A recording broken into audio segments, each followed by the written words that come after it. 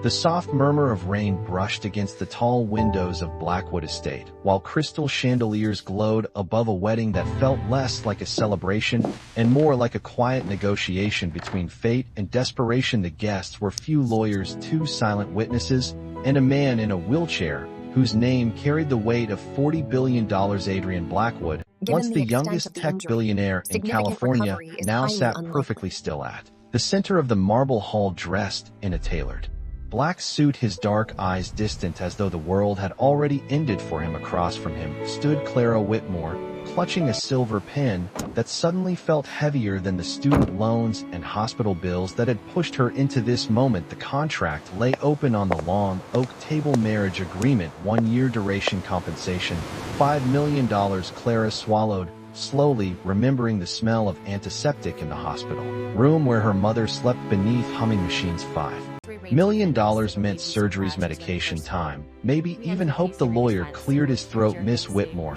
please sign here. His voice echoed softly through the hall. Clara glanced once more at the man she had technically married. Adrian did not look at her. He stared through the rain outside, as if storms were the only thing left that still made sense. Taking a breath, Clara signed the paper. The sound of ink scratching across the page felt louder than wedding bells. There was no kiss, no applause, only the quiet rustle of legal documents and the whisper of rain against glass. The lawyer nodded formally. The contract marriage is now in effect. Congratulations, Mr. and Mrs. Blackwood. The title sounded strange to Clara, like trying on a coat that belonged to someone else. She stepped closer, kneeling gently beside Adrian to adjust the folded silk pocket square that had slipped loose from his jacket. The scent of expensive cologne mixed with the faint sterile smell of hospital disinfectant still clinging to him. For a brief moment her fingers brushed the back of his hand. It was supposed to be lifeless. Doctors had said the spinal damage was permanent, but Clara felt something, a twitch, so small it might have been imagination,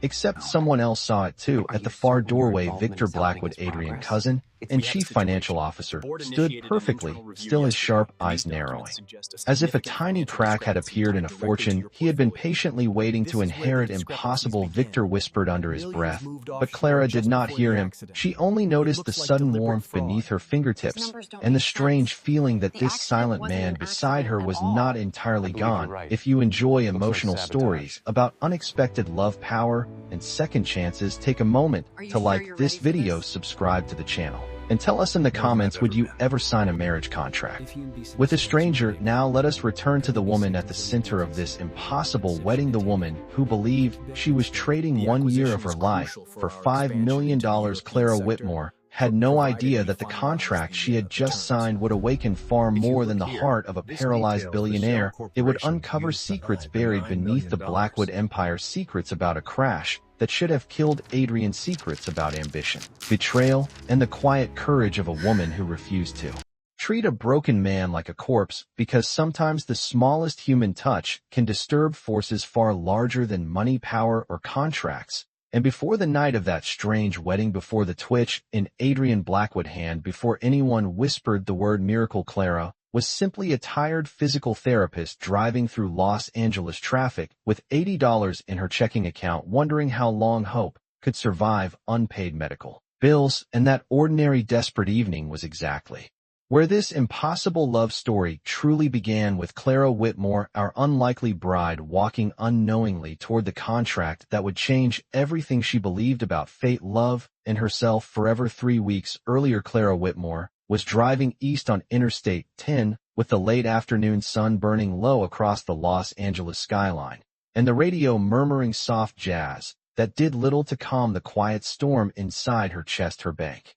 account showed $80.32 after rent, groceries, and the latest hospital payment for her mother, who lay recovering from heart surgery in a small clinic on the west side. Clara worked long hours as a physical therapist at Westbridge Rehabilitation Center, guiding injured patients through slow, painful exercises that sometimes ended in tears. Yet she believed healing was not only about muscles and nerves, but about patience and stubborn hope. The clinic smelled like disinfectant, warm towels, and burnt coffee, and most evenings Clara left exhausted, but determined to keep going, because quitting was never an option. That Tuesday evening, she was finishing paperwork when the front desk nurse leaned into the therapy room, and said there was a visitor waiting in the lobby. Clara expected another patient or perhaps a worried family member. Instead, she found a tall gray-haired attorney in a navy suit standing beside the reception desk holding a leather folder that looked expensive enough to pay 3 months of rent. Miss Whitmore,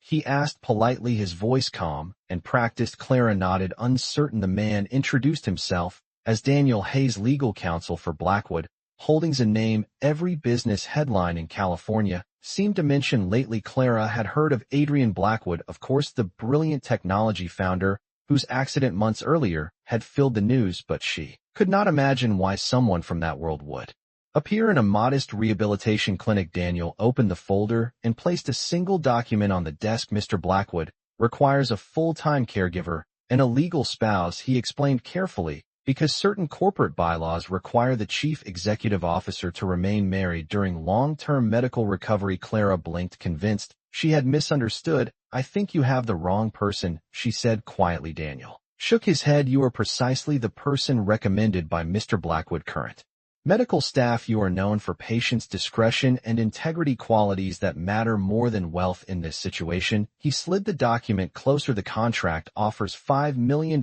for 1 year of marriage and professional care. Clara stared at the numbers, feeling the room tilt slightly. $5 million meant freedom from debt, medicine for her mother, and perhaps the chance to breathe again. Yet the idea sounded unreal, like a story meant for someone braver than her. She closed the folder gently. I cannot marry a stranger, she whispered. Daniel studied her for a long moment before replying. Mr. Blackwood specifically asked that you be given the choice because you were the only therapist who treated him like a human being instead of a billionaire. Clara felt an unexpected warmth rise in her chest, remembering the silent man she had once helped during a brief therapy consultation weeks earlier, a patient whose eyes held both pride and exhaustion. She had spoken to him normally, encouraging him to try a simple hand exercise, never realizing he owned half the buildings downtown. Daniel stood, preparing to leave. I will return tomorrow morning, he said calmly. If you decline the offer, we will respect that decision. Clara watched him walk through the clinic doors, carrying the quiet gravity of a future she had never imagined. That night, driving home beneath the glowing city lights, she could not stop thinking about the strange proposal or the silent billionaire whose life now seemed somehow tangled with her own.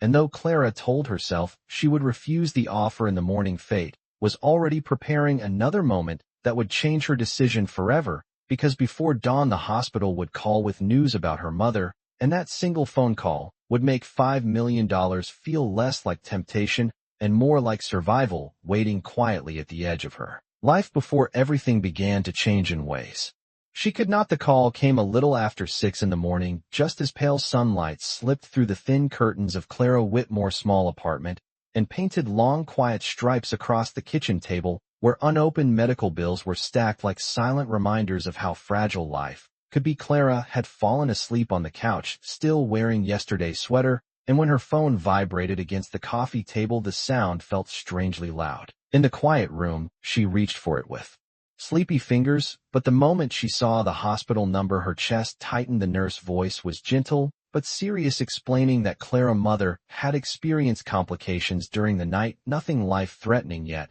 but the doctors recommended a second procedure and additional monitoring, which meant new costs, new paperwork, and weeks of recovery. Clara thanked the nurse calmly, because she had learned that panic never helped anyone. Yet when the call ended, she sat perfectly still, staring at the faded wallpaper as if hoping the room might suddenly offer a solution. The numbers began to move through her mind like quiet ghosts. 10,000 for surgery, several thousand more for medication and rehabilitation, her savings barely enough to survive another month. Clara walked slowly into the kitchen, pouring a glass of water she did not really want, and for a moment she allowed herself to imagine the impossible number written on that contract: $5 million, enough to erase every bill stacked on the table, enough to give her mother peace instead of worry, enough to change everything. She whispered to the empty room, I never wanted a life built on money, but survival sometimes rewrites the rules. By mid-morning, Clara was driving back to Westbridge Rehabilitation Center, the Los Angeles traffic already thick with commuters and delivery trucks, sunlight flashing across windshields like quick Sparks of restless energy, she parked beside the familiar brick building where the smell of eucalyptus oil and fresh laundry always greeted patients seeking strength they feared might never return. Inside the therapy room. A patient practiced slow steps between parallel bars while a radio played quiet classical music, and for a moment Clara focused on the rhythm of healing that had always grounded her. Yet, even while guiding the patient through careful stretches, she felt the weight of the eternity. Offer waiting somewhere beyond the clinic walls. When the session ended, Clara stepped outside into the warm California air and noticed a black sedan parked neatly near the entrance. Daniel Hayes stood beside it exactly as he had promised, his posture calm, his expression patient, as though he already understood the conflict moving silently through her thoughts. "Good morning, Miss Whitmore," he said respectfully. Clara folded her arms against the soft breeze. "I thought about your proposal," she replied. Daniel nodded once and opened the car door, inviting her to sit inside, where the quiet leather interior felt worlds away from the modest clinic. "The contract is still available," he said. "Mr. Blackwood's condition has not improved, and the board continues to question his leadership position." Clara looked out the window toward the palm trees swaying gently above the parking lot, remembering the brief therapy session weeks earlier when she had spoken to Adrian Blackwood without knowing his name. He had watched her carefully, then, as if measuring every word, she spoke not with arrogance, but with a kind of quiet curiosity. She turned back to Daniel. "If I accept this marriage, what exactly will he expect from me?" Daniel answered honestly, "You will provide companionship, medical support, and discretion. In return, Mr. Blackwood will ensure your financial security for the duration of the agreement." Clara closed her eyes for a second, picturing her mother's fragile smile in the hospital bed and the mountain of bills waiting at home. When she opened them again, her voice was steady. "Tell him I will sign the contract." Daniel studied her expression carefully, perhaps recognizing the courage hidden inside such a simple sentence. "Then we will arrange a meeting at Blackwood Estate tomorrow afternoon," he said softly as Clara stepped out of the sedan. The afternoon sun felt brighter than before, yet also heavier, like the beginning of a long, uncertain road. She watched the car drive away and wondered if she had just made the bravest decision of her life or the most dangerous promise of her heart. And as the clinic door closed behind her, a quiet thought crossed her mind that lingered longer than she expected. Would anyone else have made the same choice if hope and desperation were standing side by side, asking for the exact same signature? The next afternoon, the road leading toward Blackwood Estate curved along the hills above the Pacific like a ribbon of polished asphalt, and Clara Whitmore drove slowly through tall iron gates that opened without a sound, as if the property itself had been waiting for her arrival. The estate sat high above the city, a vast stone mansion surrounded by acres of sculpted gardens, tall cypress trees, and glass walls reflecting the pale California sky. Clara had spent her life inside ordinary buildings, apartments, clinics, small grocery stores. Yet this place looked more like a museum of quiet wealth than a home. She parked beside a circular fountain where water moved in gentle silver arcs, and for a moment she sat in the car, gripping the steering wheel, reminding herself why she had come here. The numbers were simple: $5 million, 1 year of marriage, and the chance to secure her mother's future. Yet nothing about the moment felt simple. A woman in a dark uniform opened the front doors before Clara could even knock and greeted her with professional warmth. "Welcome, Miss Whitmore. Mr. Hayes is expecting you inside." The marble floor beneath Clara's shoes echoed softly as she followed the housekeeper through a hallway lined with abstract paintings and tall windows that revealed the ocean stretching far beyond the cliffs. Sunlight filled the interior, yet the house carried an unmistakable silence, the kind that belongs to places where power once moved quickly but had recently slowed. Daniel Hayes stood waiting near a long table covered with documents, and he offered Clara a calm, reassuring nod. "Thank you for coming, Miss Whitmore. Before we proceed, there are a few final details regarding the agreement." Clara glanced at the stack of papers, noticing the official seal of Blackwood Holdings printed across the top. The contract had been expanded, now describing responsibilities, schedules, legal protections, and financial arrangements, written in careful language designed to protect a billionaire reputation. "The marriage will remain confidential beyond essential corporate disclosures," Daniel explained. "Your primary role will be medical support and personal companionship, Until Mr. Blackwood recovery stabilizes, Clara listened quietly, her mind absorbing every word, even while her eyes wandered toward the far end of the room, where tall glass doors opened onto a terrace overlooking the ocean. She noticed a wheelchair positioned near the railing, and although she could not see the man sitting there,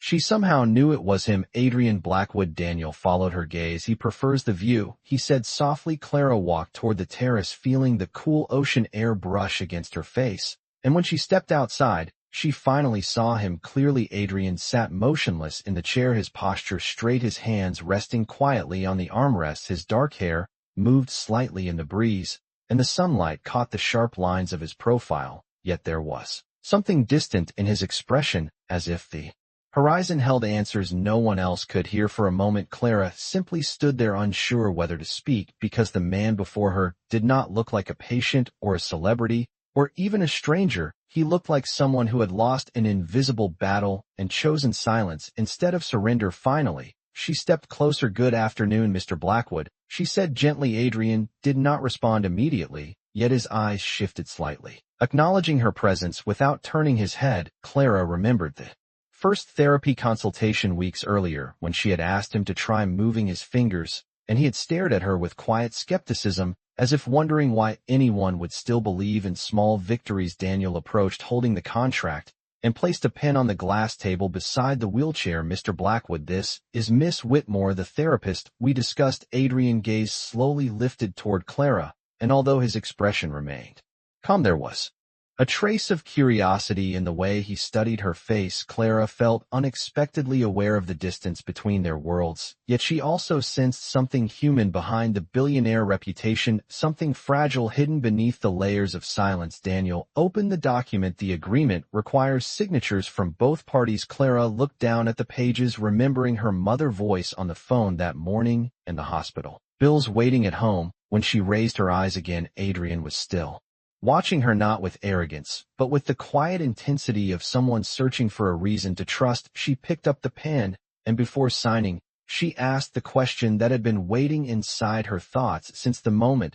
she accepted the offer. "If I become your wife for this year, Mr. Blackwood, will you at least promise to try to live again?" Adrian's eyes remained on hers for a long silent second, and though he did not speak, the faintest movement passed through his hand resting against the wheelchair armrest, as if somewhere beneath the silence a decision had already begun to form. The pen rested between Clara Whitmore's fingers for a moment longer before she lowered it to the paper and signed her name, with slow, careful strokes that seemed to echo softly across the quiet terrace, the ink forming a promise that felt both unreal and irreversible. Daniel Hayes nodded once in quiet approval and turned the contract toward Adrian Blackwood, placing the pen beside his hand. The ocean wind moved gently through the glass doors, carrying the distant sound of waves against the cliffs. Adrian's gaze remained steady on Clara's face, as though measuring the weight of her decision, and for a moment neither of them spoke. The silence was not uncomfortable, but thoughtful, like the pause before a new chapter begins. Adrian's fingers rested against the armrest of the wheelchair, and Clara noticed again the faint tremor she had felt earlier, so small that anyone else might have dismissed it as imagination. Yet her training as a therapist had taught her that healing often began with movements barely visible. She waited patiently, without pushing, because pressure rarely created progress. Finally, Adrian lifted the pen slowly, guided by careful determination, and signed the contract beside her name. The motion was not perfect, yet it was deliberate, and when he finished, he placed the pen back on the table with quiet precision. Daniel closed the folder with a soft snap. "Then allow me to be the first to acknowledge the new arrangement, Mr. and Mrs. Blackwood." The words carried legal certainty, but Clara felt something deeper beneath them, not romance, not celebration, but the quiet recognition that two very different lives had just become intertwined by necessity rather than choice. The formalities ended quickly afterward, and Daniel left the terrace, giving them space, while staff members discreetly prepared the house for its new resident. Clara moved beside Adrian's wheelchair, resting her hands lightly on the handles. The afternoon sunlight warmed the stone floor beneath them, and the ocean stretched wide and calm beyond the railing. "It is beautiful here," she said softly. Adrian did not answer, yet his eyes followed the horizon, as though he had spent many silent hours studying the same distant line where water met sky. Clara guided the wheelchair gently inside the house and down a hallway toward the large private suite that would now serve as both bedroom and recovery space. The room was spacious with tall windows, medical equipment arranged neatly along one wall, and shelves filled with books and business journals that suggested a life once driven by restless ambition. Clara set her bag down and walked slowly around the room, examining the therapy equipment left and used since the accident: resistance bands, weights, rehabilitation guides, everything required for progress, yet everything untouched. She turned back toward Adrian, who remained near the window, watching her movements with calm curiosity. Most people assume recovery begins with strength, she said thoughtfully, but in truth it begins with willingness. She stepped closer and crouched slightly, so her eyes were level with his. Mr. Blackwood, I cannot promise miracles, but I can promise effort. If you work with me every day, we will search for progress together. Adrian's expression shifted almost imperceptibly, as if her words had stirred something quiet inside him. Clara reached gently for his hand, guiding his fingers through a simple exercise she had practiced with hundreds of patients before. Close your hand slowly, then release, she said calmly. At first nothing happened, and the silence of the room returned, yet Clara remained patient, her voice steady. Try again. Adrian gazed lower to his own hand, and for several seconds the world seemed to hold its breath. Then slowly, almost cautiously, his fingers curled inward. The movement was slight, but real. Clara felt a quiet spark of satisfaction rise in her chest. There it is, she whispered. Progress does not need to be loud to matter. Adrian lifted his eyes toward her again, and though his face remained composed, there was something new in his expression, not hope exactly, but curiosity, the first fragile step toward believing that his life had not ended on the night of the accident. Clara continued guiding his exercises until the evening lights softened across the room, and when she finally stepped back, she noticed Adrian watching her with a thoughtful focus that had not been there before. She wondered what he was thinking, and whether he was beginning to understand that their unusual marriage might become something more complicated than either of them expected. Outside, the sun dipped slowly toward the Pacific, casting long golden reflections across the water, and inside the quiet suite a question lingered unspoken between them: whether the contract they had signed was truly the beginning of a simple arrangement or the first step into a story neither of them could yet see unfolding. Morning arrived quietly over Blackwood Estate, with pale golden light spreading across the ocean and slipping through the tall glass windows of the recovery suite, where Clara Whitmore was already awake, reviewing the therapy plan she had written the night before. The house was still silent, the kind of silence that belongs to places where wealth has replaced noise, yet Clara preferred the quiet because it allowed her to focus on small details that others often ignored. She walked toward the terrace where Adrian Blackwood sat in his wheelchair, facing the horizon exactly as he had the previous afternoon, as if the rhythm of the waves had become the only conversation he trusted. Clara set a small therapy mat beside him and spoke gently. Good morning, Adrian. I thought we might begin with something simple today. His eyes shifted slightly toward her voice, and though he still rarely spoke, Clara had begun to notice subtle changes in the way he listened. The distance in his expression had softened, replaced by a cautious awareness of the world around him. She guided the wheelchair a few feet back from the railing and helped him position his hands on the therapy mat. The ocean breeze carried the scent of salt and distant eucalyptus trees, while sunlight warmed the stone terrace beneath them. Clara demonstrated the exercise slowly, curling her fingers, then releasing them again. The body remembers more than we think, she explained quietly. Sometimes it just needs patience to rediscover the path. Adrian watched her hands carefully, as though studying a language he had once spoken fluently, but forgotten. After a long silence, when she placed his hand over the mat, he hesitated only for a second before attempting the movement. His fingers responded again, not perfectly, but clearly enough that Clara felt a quiet surge of encouragement pass through her chest. That is progress, she said softly. Every small step matters. Adrian lifted his gaze toward her, and for the first time, there was something unmistakable in his eyes, not frustration, not resignation, but curiosity, the fragile beginning of engagement with a life he had nearly abandoned. They continued working for nearly an hour, repeating slow movements, measuring subtle changes until the sun rose higher and the estate began to stir with distant footsteps and morning routines. Clara eventually guided him back inside, where a tray of breakfast waited on a small table, fresh fruit coffee, and toast arranged neatly by the staff. She noticed Adrian studying the tray,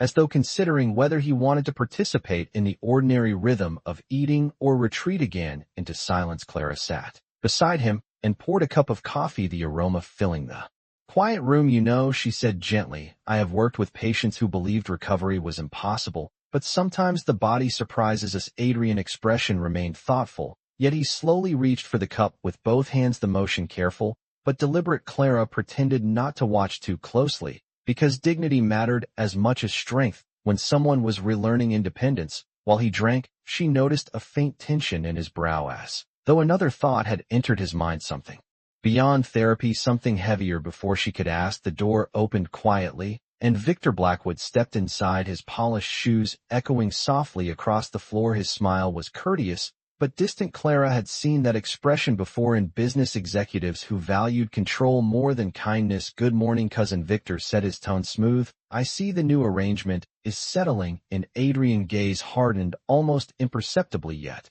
he said nothing. Victor turned toward Clara, studying her with polite curiosity. "Miss Whitmore, I hope you understand the responsibility you have accepted. My cousin empire depends on stability." Clara met his gaze calmly. "I understand that he deserves the chance to recover." Victor's smile lingered, though something colder moved behind his eyes. "Of course," he replied, "yet not everyone believes miracles are practical investments." With that, he turned and left the room, leaving behind a silence heavier than before. Clara glanced back at Adrian, who was staring toward the doorway as if a distant memory had just surfaced. She wondered what history existed between the two men, and whether the accident that had changed Adrian's life carried more unanswered questions than anyone was willing to admit. The ocean wind drifted through the open window again, moving the curtains gently, while Clara returned to the therapy schedule, determined to focus on healing rather than suspicion. Yet somewhere deep inside her thoughts, another question had begun to form, one that felt impossible to ignore. If Adrian's recovery continued and his strength returned, what truths might rise with it? And what kind of future would wait for them when the contract year finally reached its end? And if you were standing where Clara stood in that quiet room, watching a broken man slowly fight his way back to life, would you trust the story you were being told, or would you start searching for the secrets hidden beneath it? Days passed quietly inside Blackwood Estate, yet the silence that once felt peaceful had begun to change into something more watchful, as if the house itself had started listening to the subtle shifts happening within its walls. Clara Whitmore kept her routine steady each morning, beginning with gentle therapy exercises on the terrace, where the ocean breeze carried calm encouragement into the long process of healing. Adrian Blackwood progress remained slow but unmistakable. His fingers responded more reliably now, and once or twice he managed to lift his hand. Without Clara guidance, the victories were small, yet they carried a quiet power that made every day feel meaningful. Clara had learned to notice the changes in his eyes, as well. The distant emptiness that once lived there had softened, replaced by a thoughtful awareness that followed her movements as she prepared the therapy equipment or adjusted the wheelchair near the window. One afternoon, as sunlight poured across the polished floor, Clara helped Adrian attempt a standing exercise using the support frame installed beside the therapy mat. His hands gripped the bars firmly, and for a few seconds he managed to hold his weight upright. The moment was brief, but extraordinary. Clara felt a rush of pride rising inside her chest. "That was excellent," she said softly, encouraging him to rest again. Adrian, breathing steadied, and his eyes lifted toward her with an expression that held something new, respect perhaps, or gratitude. The silence between them had begun to feel less like distance and more like understanding. Yet, while Clara focused on recovery, she could not ignore the subtle tension that appeared whenever Victor Blackwood entered the estate. The cousin arrived frequently, now always dressed in precise suits, carrying files, and speaking with the controlled confidence of someone accustomed to authority. He never interrupted therapy sessions directly, yet Clara often noticed him watching from the doorway, his expression calm but calculating, as though every improvement Adrian made complicated a plan that had once seemed certain. One evening, Clara walked through the long library hallway searching for a rehabilitation guide. She had misplaced. The estate was quiet, most of the staff had finished their duties, and the distant sound of waves drifted through the tall windows. As she turned a corner near the study, she heard voices inside the room. Victor was speaking on the phone, his tone low but sharp enough that a few words reached the hallway. "The board is growing impatient," he said. "I told you the recovery was unlikely, but now there are rumors about improvement." Clara paused, instinctively not intending to listen, yet unable to ignore the uneasy feeling forming in her chest. Victor continued speaking, his voice carrying quiet frustration. "If Adrian regains control of the company, everything changes, so we must ensure the narrative remains stable." Clara felt a chill move through her thoughts. The narrative remains stable? What exactly did that mean? She stepped away from the study before the conversation ended, unwilling to risk being discovered, yet the words followed her back to the therapy suite, where Adrian sat near the window, reading a financial report on a tablet. Clara watched him carefully, wondering how much he understood about the tension surrounding him. When she approached, he looked up immediately, his gaze steady. Clara hesitated for a moment, then asked quietly, "Adrian, do you trust your cousin?" Adrian's expression darkened almost imperceptibly. The tablet rested in his hands for a second before he slowly shook his head. Once Clara felt the weight of that simple answer settle into the room, like a truth finally spoken. Without words, she moved closer, resting her hand gently on the back of his wheelchair. "I heard part of a conversation tonight," she admitted, "and I think someone does not want you to recover." Adrian's eyes narrowed slightly, as if confirming a suspicion that had already lived quietly in his mind. The ocean outside reflected the fading orange light of sunset,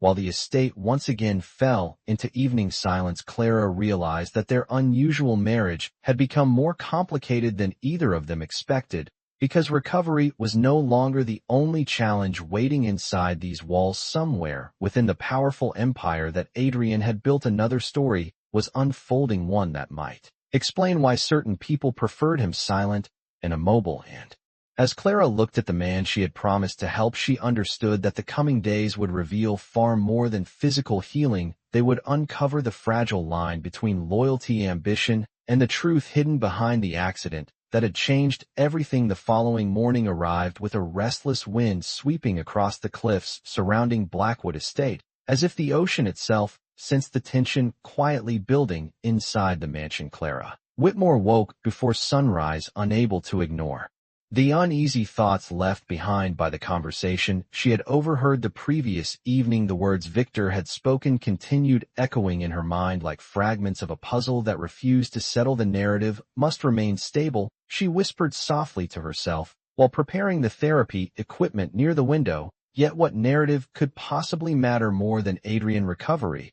When she entered the suite, Adrian was already awake, sitting near the glass doors with the early light illuminating his profile. He looked different somehow, not physically stronger, but more alert, as though the quiet determination growing inside him had begun pushing back against the silence that once surrounded him. Clara placed the therapy mat on the floor and offered a small, encouraging smile. "Good morning, Adrian. Today, we are going to try something new." He watched her closely, and for the first time, she noticed a faint spark of anticipation in his expression. She positioned the support frame beside him and guided his hands carefully to the bars. "Remember, we move slowly," she reminded him. The first attempt lasted only a few seconds before his strength faltered, but the second attempt held longer. His legs trembled slightly, yet they supported him long enough for Clara to feel her heart lift with hope. "That is it," she whispered. "You are doing it." Adrian exhaled, slowly lowering himself back into the chair, but his eyes remained fixed on her face, as if the moment had awakened more than just physical strength. The silence between them carried an entirely new meaning now, no longer resignation, but quiet partnership. Later that afternoon, Daniel Hayes arrived unexpectedly, carrying a thin folder that looked far less formal than the original contract documents. Clara noticed a subtle tension in his posture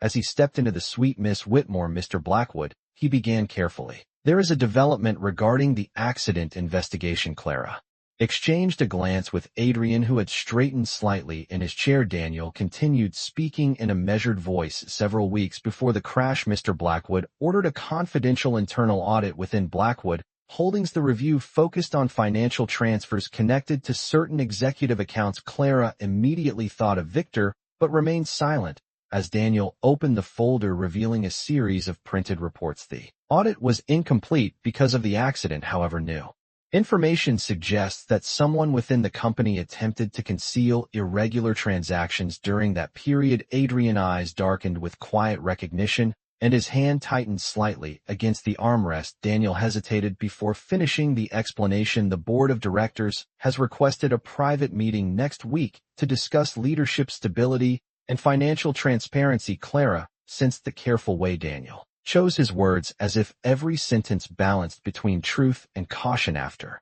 he left the room, the silence returned heavier than before. Clara walked toward the window, staring at the waves crashing softly against the distant rocks. Adrian watched her thoughtfully, and after a moment, he lifted his hand, slightly gesturing for the tablet resting on the side table. Clara brought it to him, and he typed slowly across the screen before turning it toward her. The message was brief but unmistakable: "I know who fears my recovery." Clara felt a quiet chill run through her thoughts because the situation had suddenly grown far larger than a medical journey or a temporary marriage. This was no longer just about helping a man stand again. It was about uncovering the truth buried beneath a powerful empire. Adrian typed another line, his movements steadier. "Now the board meeting will change everything." Clara looked at him, searching his expression for doubt, but found none. Only determination remained, the same determined spirit that had once built one of the most influential companies in California. The setting sun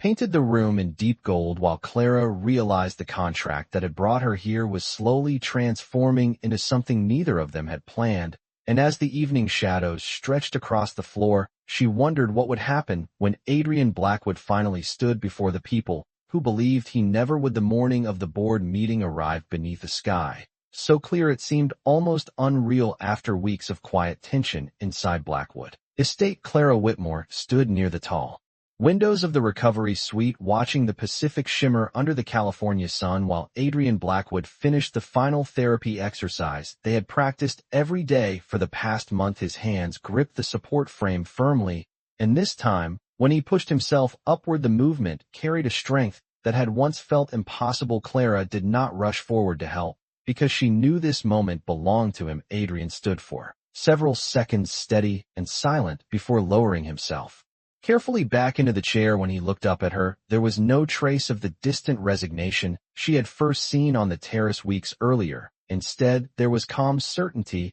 as though the future had quietly returned to his control. The drive into downtown Los Angeles later that afternoon felt strangely peaceful. The city skyline rose ahead of them, tall glass towers reflecting sunlight across the busy streets, while Clara guided Adrian's wheelchair through the lobby of Blackwood Holdings, where employees paused in quiet surprise at the sight of their founder returning after months of absence. The boardroom doors opened slowly, revealing a long table surrounded by directors and advisors who had grown accustomed to discussing the company future without the man who had built it. Victor Blackwood stood near the far end of the room, his expression confident at first, until Adrian rolled forward and positioned himself at the head of the table. The silence that followed carried a weight heavier than any formal announcement. Adrian spoke slowly, his voice still recovering strength, yet steady enough that every person in the room listened. "I believe there are questions about leadership stability," he said. Daniel Hayes placed the investigation file on the table, outlining the irregular financial transfers discovered during the internal audit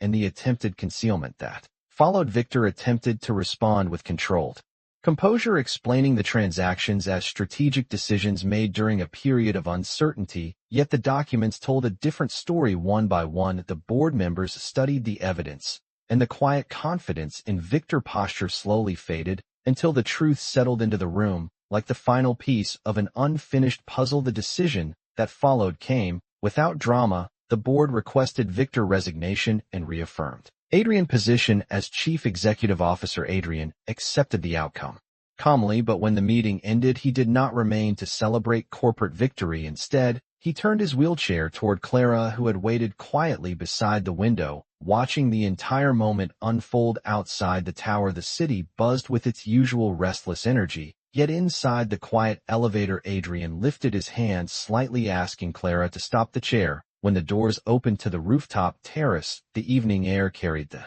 warmth of the setting sun across the skyline. Adrian stood slowly, using the railing for support, And this time, he did not fall back into the chair. Clara stepped closer, her heart steady, yet curious about the unspoken thought in his eyes. Adrian reached into the inside pocket of his jacket and removed the folded contract that had once defined their strange arrangement. The paper looked smaller, now almost insignificant compared with everything that had changed between them. He held it for a moment before tearing it cleanly down the center. The sound was soft yet unmistakable. Clara watched in surprise. That agreement was supposed to last a year, she said quietly. Adrian looked at her with the same calm intensity that had first appeared the day she asked him to try living again. I know, he replied, but you fulfilled it in ways that were never written. Clara felt a quiet warmth spread through her chest as the city lights began glowing across Los Angeles beneath them. Adrian continued, speaking slowly as though choosing each word with care. You did not just help me stand again, you reminded me that strength is not built by power or wealth, but by someone who refuses to give up on you even when you have given up on yourself. For a moment neither of them spoke, and the breeze carried the distant sound of traffic far below. Clara finally smiled softly. Perhaps the real miracle was never the recovery, she said. Perhaps it was the courage to believe recovery was possible. Adrian nodded as the sun slipped below the horizon, and in that quiet moment the strange marriage that had begun as a contract became something far simpler and far more real. If there is one lesson hidden inside this story, it may be this: sometimes the smallest act of patience can awaken strength in places we thought were permanently broken, and sometimes the person who enters our life through obligation becomes the reason we learn to hope again. If this story reminded you that kindness and persistence still matter in a complicated world, consider supporting the channel by liking the video, subscribing for more stories like this, and sharing it with someone who might need a reminder that even the quietest touch can change a life.